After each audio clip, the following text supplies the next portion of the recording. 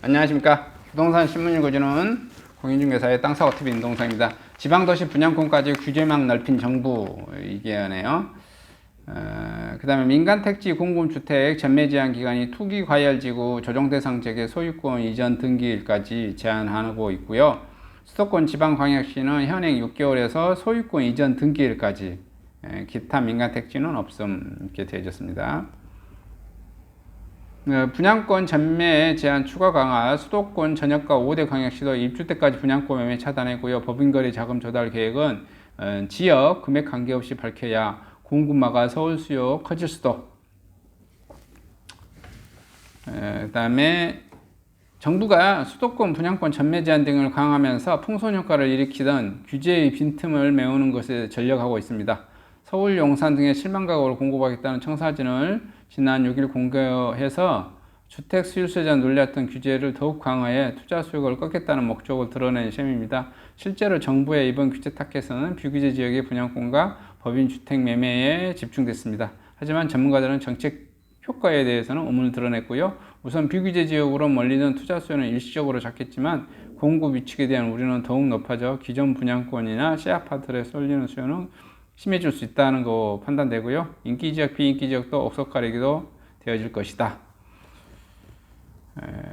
지금 분양권 규제망 이게 가장 큰 것 같아요. 그죠?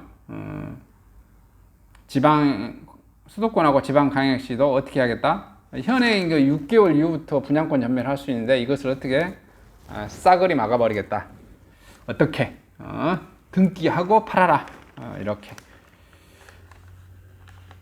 비규제 지역 전매 제한 적용당지는 어디인가? 여기 이제 8월달까지 되어지는 거예요. 8월부터 하겠다는 거니까요. 부산, 레이카운티, 부평, 청천. 그럼 지금 이제 5월, 6월, 7월에 분양하는 아파트들이 마지막 6개월 전매 가능할 것 같네요.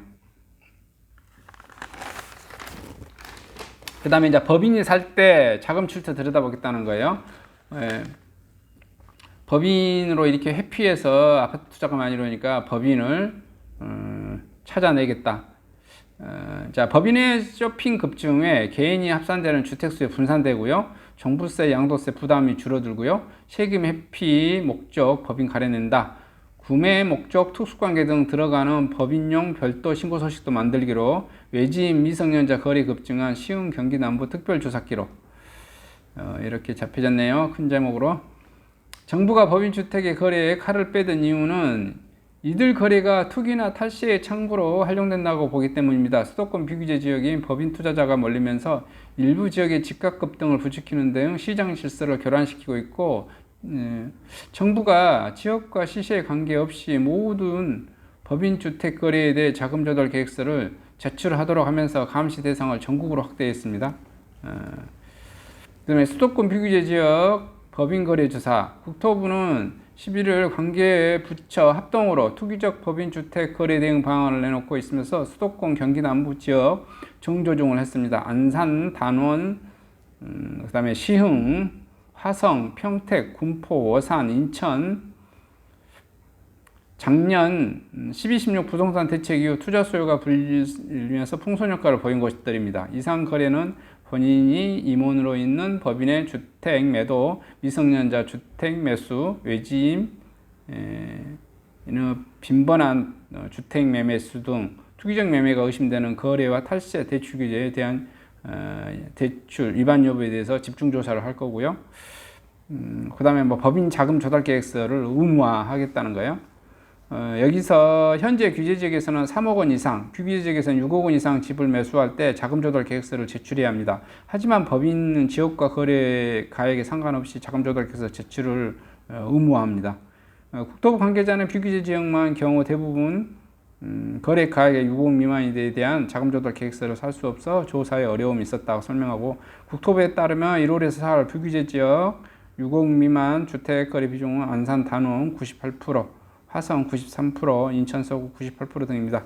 국토부는 이와 함께 법인용 실거래 신고서를 별도로 마련하고요. 법인용 실거래 신고서에 자본금 업종 임원 등 법인에 대한 기본 정보와 주택 구입 목적, 거래 당시 특수관계 등 추가가 됩니다.